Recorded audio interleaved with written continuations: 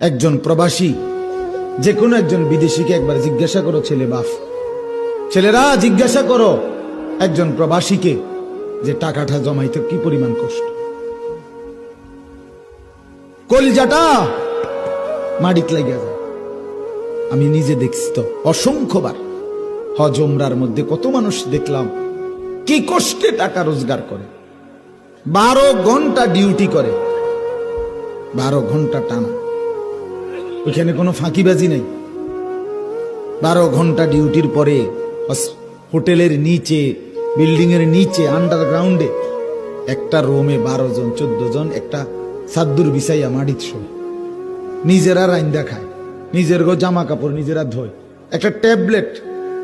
এক ছেলে একদিন আমারে কইতেছে, হুজুর আজ 11 বছর বিদেশ করি, একটা ট্যাবলেট জীবনে কেউ কোনোদিন নাই কত খুল্লা দিবে, সব নিজেরটা নিজে করতে হয় হুজুর।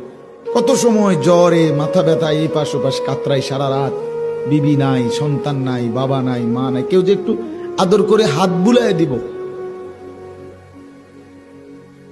এই মানুষটাও নাই, ওই ভাই বসে বলে না ভাই।